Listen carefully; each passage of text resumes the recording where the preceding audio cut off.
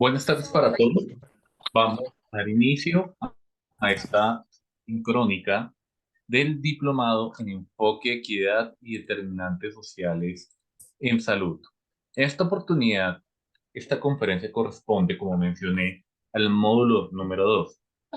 Y aunque la temática, a diferencia de conferencias posteriores, esto es importante mencionarlo, es más corta porque nos vamos a centrar en el derecho fundamental a la salud en Colombia y su vínculo con los determinantes, la idea Listo, ¿cuántos dólares? Dime si particularmente, se consiguen.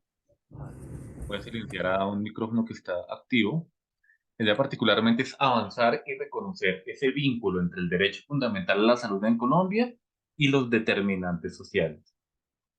Bien, para arrancar, mientras ingresan el resto de participantes, igual la sesión está quedando grabada. La idea antes de arrancar con relación a este módulo es explicar lo que es esta ley estatutaria como a modo de justificación, luego hablar de este módulo número 2 y finalizar con preguntas y comentarios. Tengo que mencionar que ya la conferencia número 3, número 4 están confirmadas. La número 3 va a estar liderada por la Universidad del Norte y la conferencia número 4 va a estar eh, realizada por un experto directamente desde Washington, desde la Organización Panamericana de la Salud. Recomiendo eventualmente puntualidad en estas sesiones, ya que son un poco más profundas de forma comparativa a la primera y segunda sesiones sincrónicas de este diplomado. Para poder arrancar y mencionar lo que es este módulo número 2, cuando ustedes ingresen a la plataforma ya lo encontrarán activo en esta caja. Este es un módulo muy especial y es un módulo particular que con base en la nacionalización del diplomado de determinantes sociales, en dicho proceso y en dicha migración se determinó la necesidad y pertinencia de articularlo al marco normativo colombiano. En ese sentido, este módulo eh, particularmente va a avanzar y revisar este marco normativo. No obstante, para las participantes que provienen de otros países, es fundamental intentar articular esta normativa con la apropiación o la adaptación propia para cada uno de sus países. En este caso particular, y esto es importante mencionarlo, y más aún en este momento que se está discutiendo una reforma a la salud en el contexto colombiano, eh, que desde el año 2015 la salud en Colombia es concebida como un derecho fundamental. Como lo mencioné en la sesión pasada, la Ley 100 de 1993 es consecuencia de la Constitución de 1991. En esta Constitución no se consideró a la salud como un derecho fundamental. En cambio, se consideró como un derecho prestacional subjetivo y se volvía fundamental en unas condiciones especiales y particulares. Primero, cuando estuviera en conexidad otro derecho fundamental y este derecho fundamental estuviera en peligro. Por ejemplo, el derecho a la vida. Entonces, dicho de otra manera, antes del 2015, la acción de tutela para la defensa de este derecho fundamental no se colocaba al derecho a la salud, sino se colocaba a otros derechos fundamentales. O el segundo caso se volvía fundamental en el caso de poblaciones especiales y vulnerables, como embarazadas, niños, adultos mayores, población víctima del conflicto armado o población en condición de discapacidad.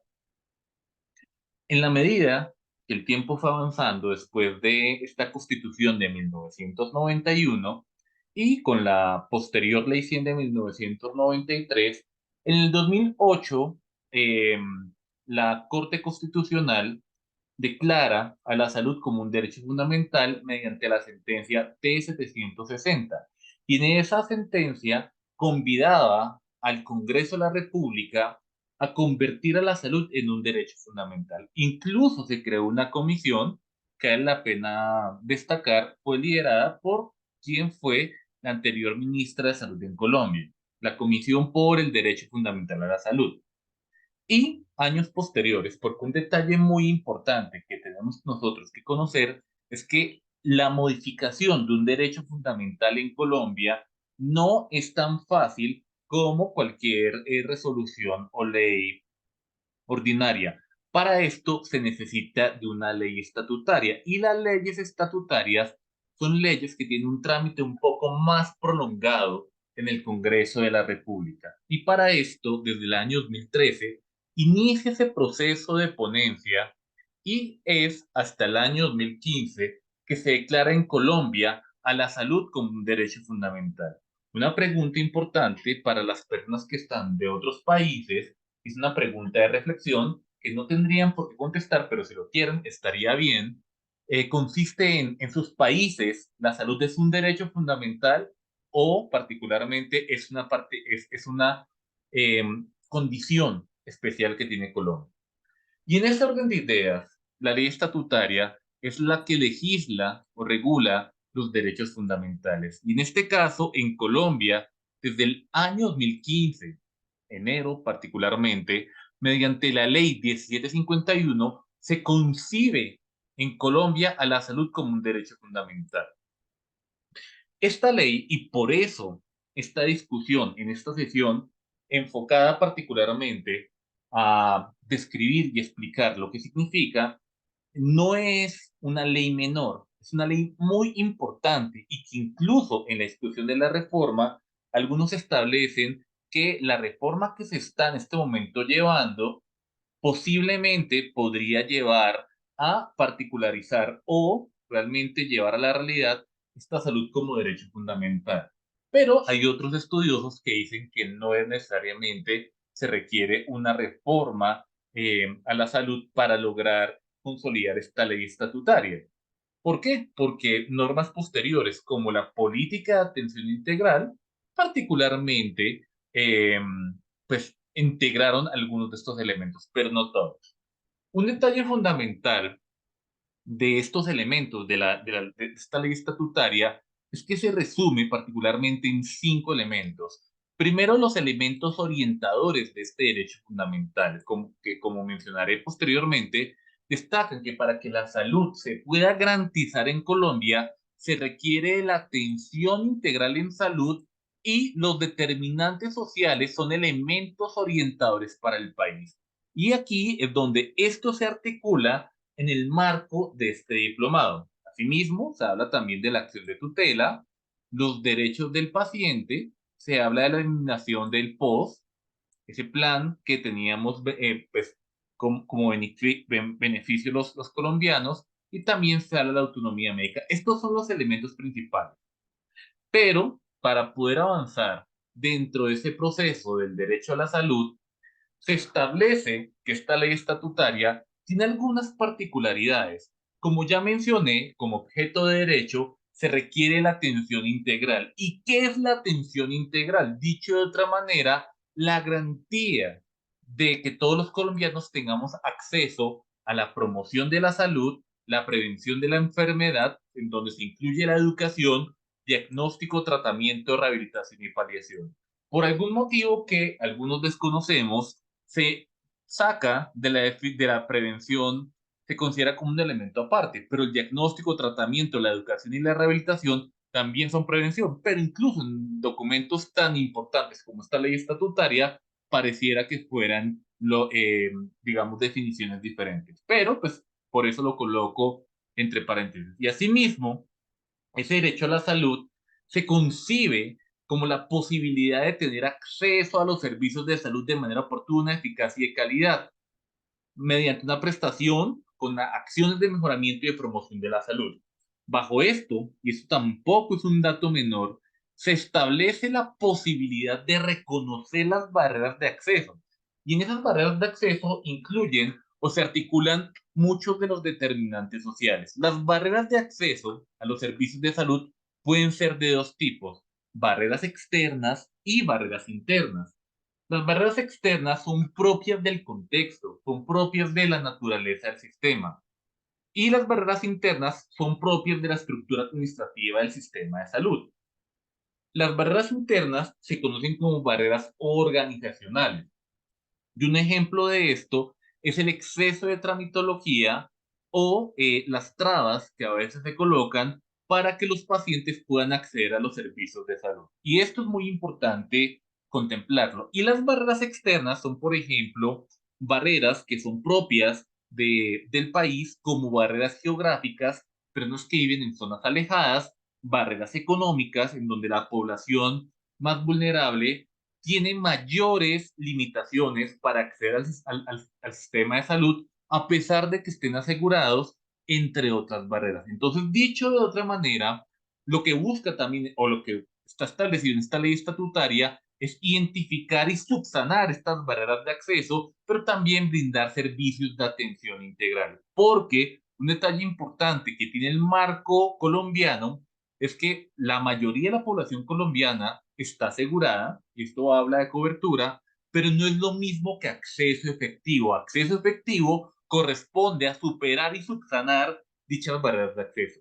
Pero dentro de la definición, y me devuelvo a esta diapositiva, aparte de esa atención integral, se determina la necesidad de resolver los determinantes sociales para superar las desigualdades de la población colombiana. Acá está el punto complejo. ¿Por qué? Porque el tema de atención integral, pues particularmente se podría desde una atención que va desde la promoción de la salud, que va desde una atención humanizada, que busca identificar las barreras de acceso, entre otras. Pero identificar los determinantes sociales, como usted lo han visto a lo largo de este diplomado, que ya se espera que en este punto los entiendan, implica que no solo el sector salud tiene que intervenirlos, porque intervenir los determinantes sociales requiere de la intervención de otros sectores. Un ejemplo claro, y abro paréntesis, para solucionar, y excúsenme, digamos, la apreciación, problemas o los determinantes sociales o mejorar la salud de poblaciones alejadas, como la población del departamento de La Guajira o del Chocó, no solo requiere de los hospitales, porque los hospitales solo intervendrían un 10% en ese continuo de salud y enfermedad. Yo requiero de otra serie de elementos y particularidades como elementos económicos, de servicios públicos, de calidad, por ejemplo, de vida, del ambiente y otra serie de posibilidades que no solo van a estar relacionadas con el sector salud. Y eso significó una dificultad en donde el ministro de la época, Alejandro Gaviria, hizo estas apreciaciones que estoy mencionando e hizo reparos, porque para contemplar lo que realmente es el derecho fundamental a la salud, pues se requiere intervenir esta mirada de los determinantes sociales y eso implica casi que mejorar la vida misma, mejorar la educación de las personas, mejorar la vivienda, mejorar el empleo, los servicios públicos y ahí es donde hay una conclusión supremamente importante. Esto no se logra solo con el Ministerio de Salud, porque esto es una visión fragmentada. Entonces, esta ley, a juicio de muchos, es más poderosa de lo que muchos creen y contemplaron en su momento, porque en el papel todo aguanta, pero a la hora de aplicar, aquí estarían las dificultades de ese proceso. Por eso, entender en este momento los determinantes sociales nos ayudaría a entender lo que es la ley estatutaria. Pero dicho de otra manera, tienen toda la razón, porque para realmente tener el derecho a la salud, pues yo requiero pues intervenir o tener un equilibrio en esos factores, más allá de la prestación de los servicios. Pero eso implica también la puesta en escena o la puesta en común de muchos actores y factores. Entonces, volviendo a la siguiente diapositiva, entonces, aquí se establecen algunos elementos y principios de ese derecho fundamental, porque antes en la ley 100 pues se establecieron esos principios de universalidad, solidaridad, equidad, la descentralización administrativa, también el libre mercado, pero aquí cambian esos elementos y se incrementan los principios para tener ese derecho fundamental. Entonces se habla de la disponibilidad, por ejemplo, que para todos los colombianos los servicios tienen que estar disponibles, pero todos tenemos que aceptarlo y se tienen que superar esas barreras de acceso. Pero además tenemos que tener servicios de calidad y esto va de la mano con la idoneidad profesional. Entonces, para esto, no solo el talento humano es necesario, porque también necesitamos talento humano que esté bien capacitado. Pero aquí viene un cuello de botella, un talento humano que está desmotivado, pero a su vez está mal remunerado y para que realmente tenga idoneidad profesional, tiene que sacar de su bolsillo para capacitarse. Entonces eso implica que completar o garantizar el desarrollo de esta ley estatutaria va a ser algo más difícil. Universalidad nuevamente es para todos los colombianos y yo resalto, digamos, los términos que posiblemente muchos no conocemos y viene un principio que se llama el principio pro homine, que establece que esta ley busca que en todo se haga lo más favorable para mantener el derecho a la salud. Se habla también de equidad, de continuidad de la atención, que estos principios, ustedes los revisan, son los principios de atención primaria en salud. Dicho de otra manera, el derecho fundamental a la salud establece que la atención integral es una mirada o una articulación entre la atención primaria en salud. Entonces, esto es un componente que para algunos es claro. Y la atención primaria también tiene que ver con los determinantes. Claro, pero esto es complejo de ejecutar. También se habla de la prevalencia de los derechos, en donde un detalle muy importante que ustedes tienen que saber es que en Colombia los derechos de los niños y los adolescentes son superiores a los de cualquier colombiano. Y esto es muy importante tenerlo en cuenta. Voy a dar un ejemplo. Por ejemplo, yo vivo en un conjunto y el administrador determina que los niños no pueden jugar porque están rayando los carros. Si alguien coloca una tutela hablando de la salud, el bienestar y el desarrollo de los niños, la gana. ¿Por qué? Porque la prevalencia de los derechos establece que los derechos de los niños son superiores a los de cualquier otro grupo poblacional. También se habla progresividad del derecho. Este término es absolutamente importante para los que no somos abogados, y es que en derechos humanos y en derechos fundamentales, los derechos pueden ser progresivos o regresivos. Y dentro de la Convención Interamericana de Derechos Humanos se establece que un derecho siempre tiene que velar por la progresividad. ¿Y qué implica progresividad? Que no genere desventajas al colocar ese derecho. Con un derecho implica o genera desventajas, se habla de regresividad en derecho, y esto, por ejemplo, en el caso colombiano, sería objeto para que la Corte Constitucional, como ha ocurrido recientemente, pues determine que vulnera los derechos fundamentales o que promueve la regresividad del derecho, que el derecho es regresivo y no progresivo. Y en este caso, la ley estatutaria se consideró como un derecho que promovía y fomentaba la progresividad. También la libre elección, no menciona en qué, porque pues particularmente uno no escoge los hospitales, inclusive con el tema de la nueva reforma tampoco habría libre elección, pero uno puede elegir en teoría a las empresas administradoras de riesgos de beneficios, APBs, de planes de beneficios, perdón, pero uno tiene un cambio. Entonces digamos que este no se cumple del todo. Sostenibilidad, porque un detalle importante, y ustedes han visto que en los últimos días se ha hablado del tema, esto requiere recursos económicos, porque esto no es gratuito y esto es muy importante porque también se habla de esa sostenibilidad financiera, la solidaridad y también de la eficiencia, pero también la interculturalidad y la protección de minorías. Si ustedes lo observan, particularmente, esto establece varios de los elementos y particularidades que se conciben o están consagrados en los determinantes sociales en salud. Entonces, al entender esta ley estatutaria, que vale la pena mencionarlo, y se incluyó en la planificación de este diplomado, porque muchos hablan del derecho fundamental a la salud en Colombia, pero desconocen esta ley estatutaria y lo que realmente significa. Asimismo, como mencioné, en esta ley estatutaria se habla de la integralidad de los servicios, porque no es solo prevenir, paliar o curar la enfermedad, también la promoción de la salud. Y esto implica también recursos para la vida misma, como la paz. Entonces, yo requiero de la paz para realmente tener salud, por dar un ejemplo, pero también estos determinantes para reducir las desigualdades sociales. Pero también viene otro tema supremamente importante e incluso polémico, ya lo voy a explicar por qué. Porque la ley estatutaria, aparte de estos dos elementos de la integralidad y los determinantes sociales, habla de los derechos y deberes que como colombianos tenemos derecho o debemos asumir. Y el primero y principal y más importante es propender por mi autocuidado, el de mi familia y el de la comunidad. Y aquí es donde empiezan los problemas.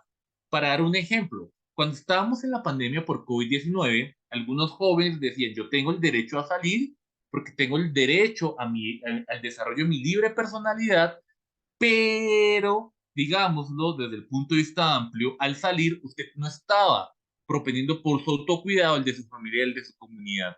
Entonces, no estaba cumpliendo ese deber que como colombiano debemos tener. O si yo fumo, usted lo puede hacer, pero no está cumpliendo con el deber de su autocuidado, pero además si fuma en público, tampoco está propendiendo por el cuidado de la salud de la comunidad. Entonces, esto es complejo.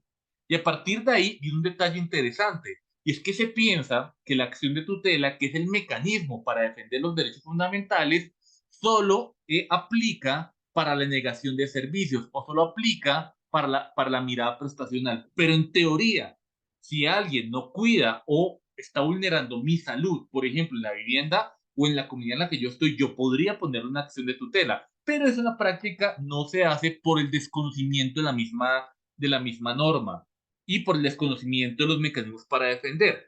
Me explico. Yo, en teoría, solo se coloca la tutela porque me negaron un servicio y va para el servicio de salud, para el hospital o va para la EPS, pero nunca se piensa en ponerle una tutela contra el vecino. Esto no se pone porque en teoría, digamos que no se ha acostumbrado, pero en la práctica sí se podría colocar siempre y cuando esté existente de manera apropiada. Asimismo, la ley estatutaria establece, y esto, pues digamos, que está por encima de cualquier otra ordenanza, que hay 10 derechos que tenemos los colombianos. El primero, acceso, tenemos acceso a los servicios de salud, ya expliqué en qué consistía, y en superar dichas barreras, en la atención de urgencias sin importar la capacidad de pago o el nivel de aseguramiento, la comunicación plena, que me comuniquen y me informen apropiadamente de la mirada administrativa hasta que yo salgo después de superar mi proceso médico, qué es lo que me ha ocurrido, obtener información clara, apropiada y suficiente en mi proceso de salud y enfermedad, tener pues prestaciones de salud, hace referencia a todo el paquete de servicios al cual tengo derecho, a un trato digno, hay una historia clínica confidencial y este es un detalle que a veces cuesta, a veces por la dinámica de las redes sociales colocamos la foto del paciente, es fácilmente identificable, o datos clínicos, algunos, esto yo lo digo en los hospitales no ocurre porque conocen, digamos, que eso pues particularmente es un delito, pero particularmente vale la pena mencionar que esto no es apropiado, asistencia de calidad, rendir cuentas, y que no me trasladen las cargas administrativas. Estos son los derechos a los cuales yo tengo que están promulgados en la ley estatutaria. Pero la segunda parte o la otra diapositiva es la que no nos gusta, porque como colombianos y bajo una mirada paternalista nos gusta exigir los derechos, pero no nos gusta cumplir con los deberes. Y entre los deberes, que pues particularmente son equiparables, el primero y para mí uno de los más importantes, el autocuidado, propender por mi autocuidado, el de mi familia y mi comunidad. Y en Oyes 9, como mencioné, pues no se cumplía. Pero también atender a las recomendaciones de los programas de promoción de la salud y prevención de la enfermedad. Dicho de otra manera, y aquí estamos reflexionando de manera importante, usted es un paciente en el yo le recomiendo que haga actividad física, que pueda, por ejemplo, tener un peso controlado, pero además, pues que se cuide, que no fume. Y dicho de otra manera, si usted no lo cumple, pues no está cumpliendo con dos deberes, tanto el primero como el segundo. Pero pues yo no he visto, en el caso, en el contexto colombiano, al primer paciente que le pongamos una tutela por no atender a las recomendaciones. Y esto porque pues no es costumbre, no sería práctico, porque pues ahí habría otros derechos conexos. Pero esto es muy importante entenderlo. También actuar solidariamente. Entonces, actuar solidariamente en situaciones que afecten la salud de las personas, pero también pagar cuando yo tengo que pagar, si soy contributivo, pagar y no evadir. Respetar al personal. Y esto tampoco se conoce, porque creemos, y esto es muy habitual en el servicio de urgencias, esto es un detalle interesante y aquí lo tengo que mencionar, que tenemos derecho a maltratar al personal médico o el personal de la institución. ¿Por qué? Porque tengo el derecho. No, tengo el deber de respetarlo. Y asimismo, a veces el que sale a responder lo terminamos golpeando o grabamos, pero pues digamos que no seguimos lo que es el debido proceso, pero también yo tengo el deber de respetarlo. El uso adecuado y racional de los servicios, porque esto habla de la costoconciencia y sobre todo ahorita que estamos hablando pues de la posibilidad financiera que tiene la reforma. Cumplir las normas del sistema, actuar de buena fe, suministrar información suficiente y oportuna. Esto es un detalle importante y esto creo que nos falta un poco de solidaridad y aquí estaríamos actuando pues articulando otro deber. Y es que a veces decimos, tenemos una enfermedad de 2 meses que podría ser por consulta externa, pero entre la inmediatez y ese paternalismo vamos al servicio de urgencias y nos quejamos porque es 3-4 que nos atienden de manera prioritaria cuando estaban teniendo un infarto. Eso habla de esa importancia de la solidaridad y esa importancia de suministrar información suficiente y oportuna. Y decimos que me está doliendo desde ayer. E incluso cuando le dicen es por consulta externa, la gente se molesta porque no entendemos esta parte de los deberes. Esto es supremamente importante. Y por último, contribuir solidariamente al sistema de salud. ¿Por qué en este punto de pronto algunos están diciendo o de pronto están pensando, el doctor Edwin está un poco agresivo, de pronto en esta presentación, porque está hablando de una mirada y está cuestionando a las personas, pero no es el objetivo? ¿Por qué? Porque en la misma atención primaria se establece que el 40 al 60% de las causas de la enfermedad van a depender del comportamiento de las personas. Y ese es un determinante de lo que cada uno de ustedes hace. Y si las personas no ponen de su parte, pues el sistema no va a mejorar, la carga de la enfermedad se va a incrementar. Y no va a haber sistema de salud, como ocurre en los países europeos, que aguante las enfermedades crónicas. Es muy importante esa mirada preventiva, pero que realmente las personas pongan de su parte. Y eso es un determinante, esa parte de la educación sanitaria, de ese comportamiento que inclusive viene desde la LOM en Canadá. Igualmente, también se habla, y esto es supremamente importante describirlo, que hay sujetos de especial protección en Colombia. Y a mí me gusta describirlo porque establece que hay población, y este es el verdadero enfoque diferencial, que hay sujetos que tienen unas condiciones que requieren realmente una intervención muy particular y que requieren que los protejamos.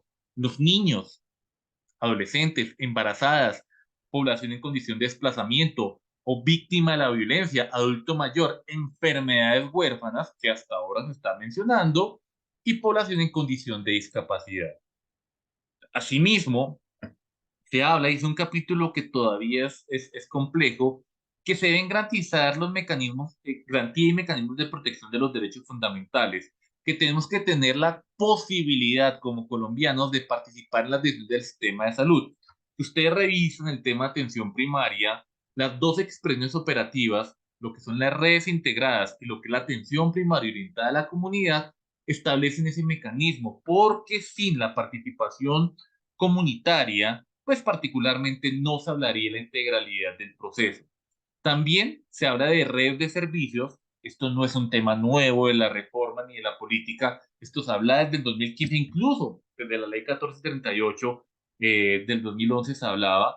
Se prohíbe la negación de prestación de servicios y lo que tenemos derecho, y esto es muy importante tenerlo en cuenta, porque es que acá siempre hay confusiones y a veces nuestros políticos, sobre todo cuando están en campaña, tienden a engañar a la población y las personas particularmente lo creen porque no conocen muy bien lo que es esta ley estatutaria.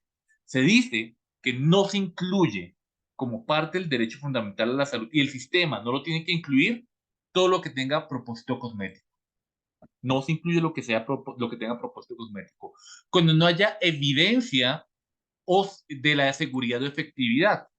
Ese es un detalle importante y aunque se ha juzgado, por ejemplo, al ministro Fernando Ruiz con el tema de las vacunas, que se demoró al inicio, si él hubiera comprado las vacunas sin tener la autorización que él pidió, le hubieran colocado una tutela y se lo tumban porque no había evidencia de seguridad o efectividad y una declaratoria de emergencia sanitaria no es superior a una ley estatutaria. Y esto es muy importante tenerlo en cuenta. O sea, cualquier cosa, si llega una nueva pandemia y están las vacunas, hasta que no se autorice, no se pueden comprar porque la ley estatutaria lo dice, no hay evidencia de seguridad o efectividad, o es algo experimental.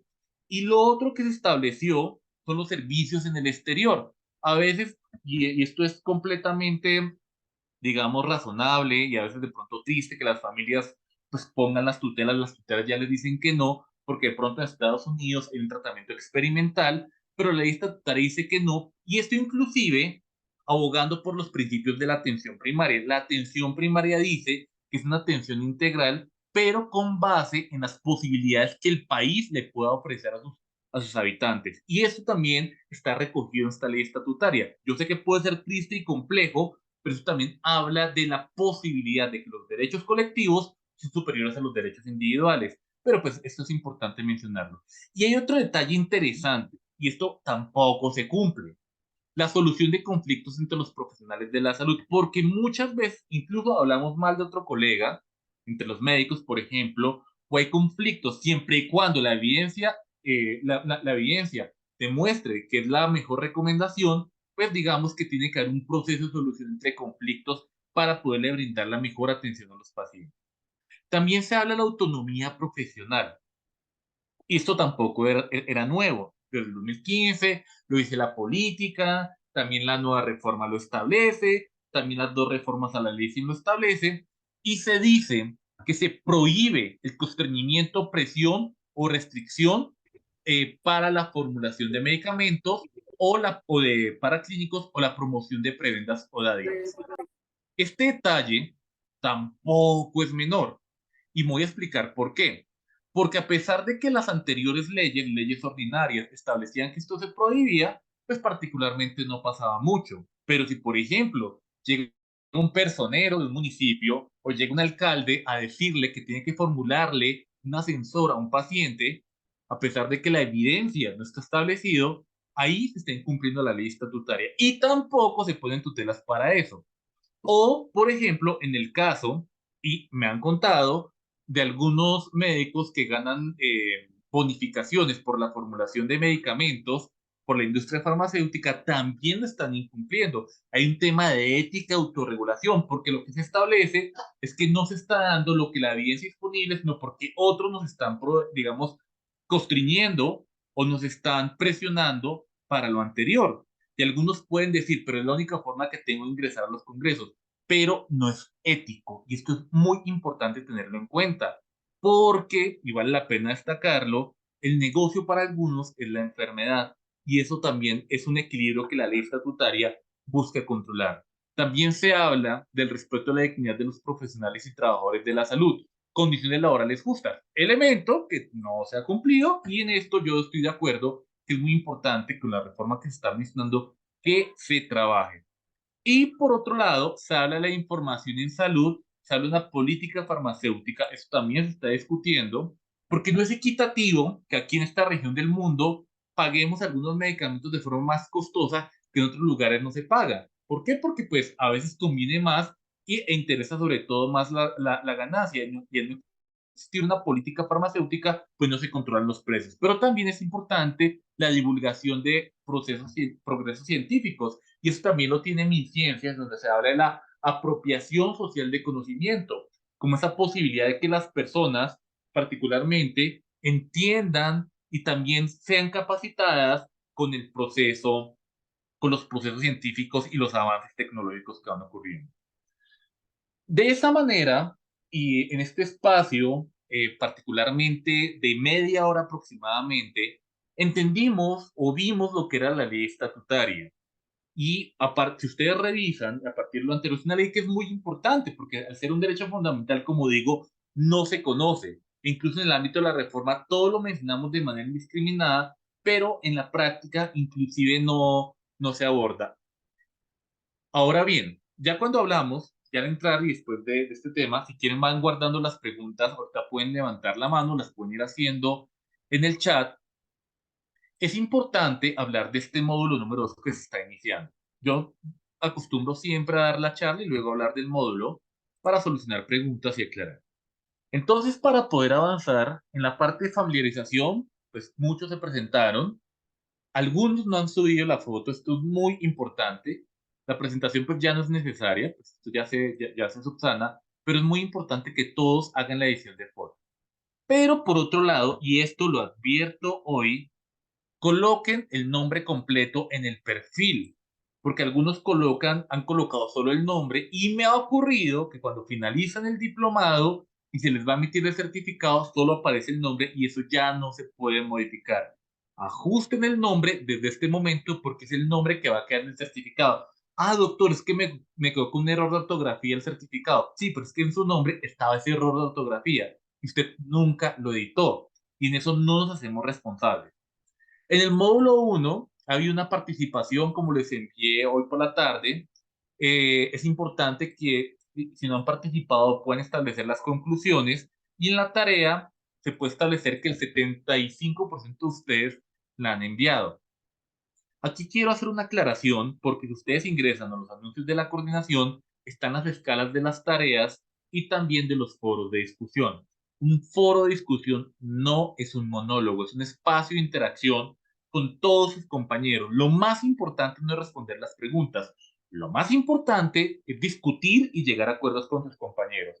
Entonces, dentro de esa manera, es importante y fundamental que puedan discutir y avanzar con sus compañeros. Ahora, en este módulo número 2 hace referencia a los determinantes sociales de la salud en Colombia y sobre todo en la parte de la normativa. Ustedes van a encontrar en la plataforma, cuando ingresen a esta casilla, van a encontrar la descripción del módulo, unas lecturas y actividades de aprendizaje. Las lecturas están centradas en la normativa en salud en Colombia y en el tema de acceso y cobertura universal. En el chat, por ejemplo, mencionó Adriana Peralta que en los ASIS nacionales, distritales o departamentales o municipales existe una visión analítica de los determinantes sociales. Y claro, es cierto.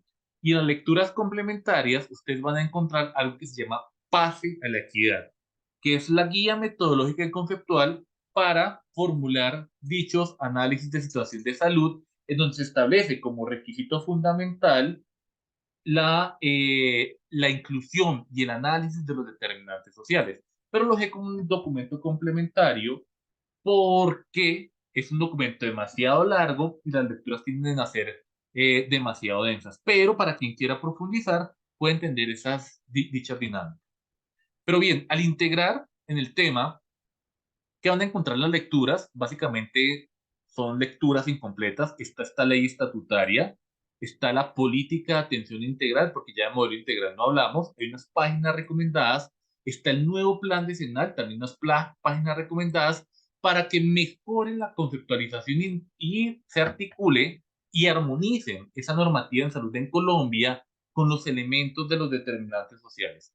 Por otro lado, también van a encontrar una normativa internacional que hace referencia al acceso y cobertura universal en salud. Entonces, dicho de otra manera, aquí están las lecturas que ustedes van a encontrar, están acá ya determinadas para poder avanzar. Cristi, ¿qué preguntas tiene? ¿Qué preguntas? Levantó la mano.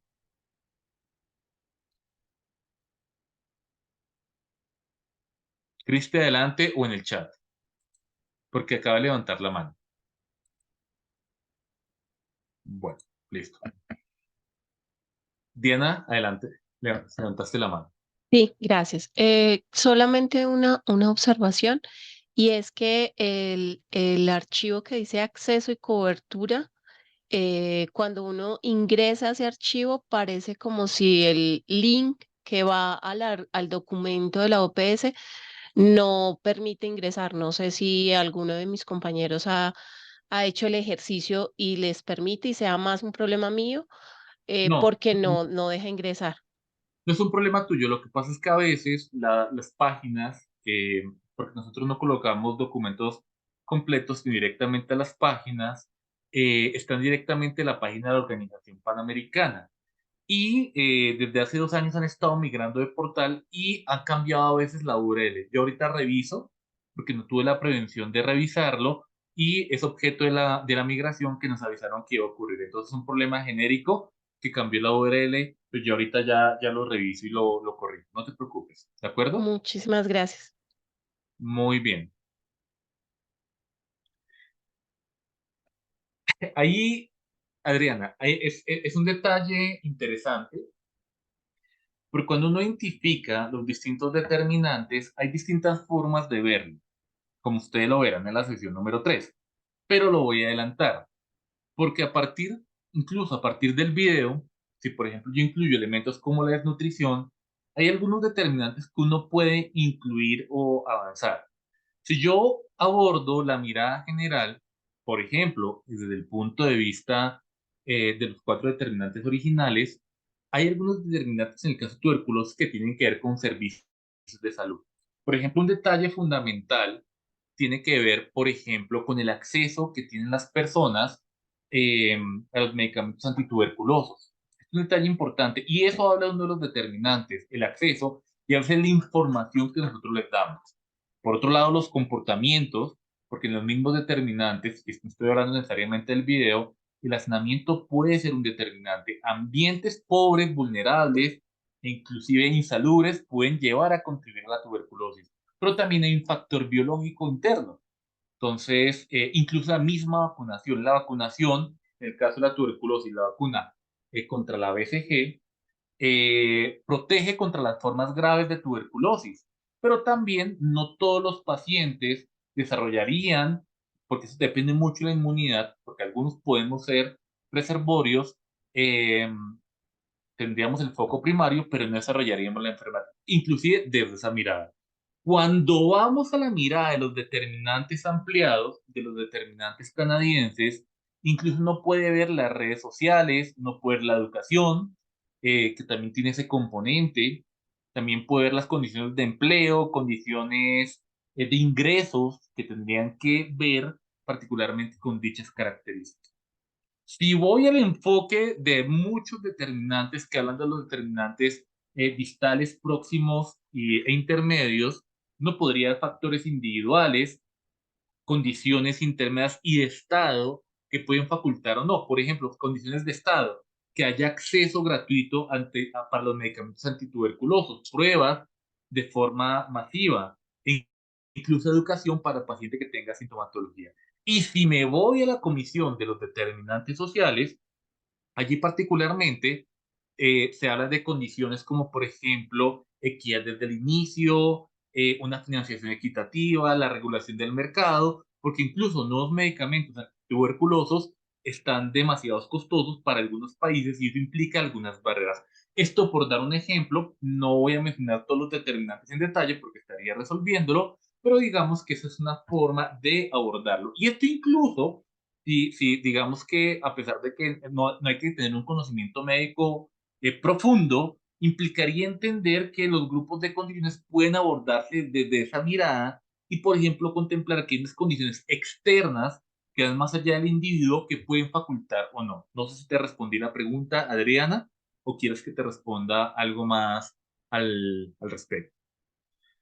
Bien, entonces ya después de hablar de este módulo número 2, esperaba las preguntas para el final, pero está bien, con relación a este aspecto, es importante, ya viendo lo que es el módulo número 1, entender esa conceptualización implica aplicarlo, entenderlo